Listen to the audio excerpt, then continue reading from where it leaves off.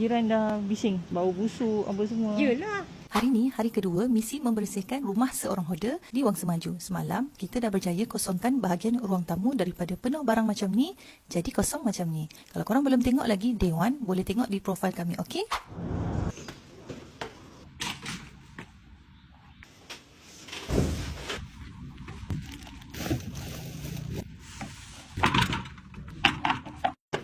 Lagi? Okey. Minyak urut ni. Makan.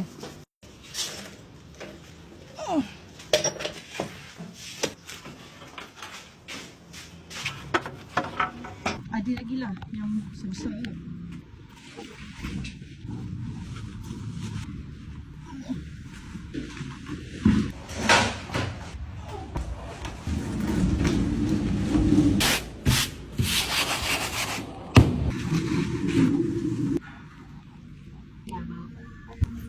Tengah-tengah, center. Perlahan.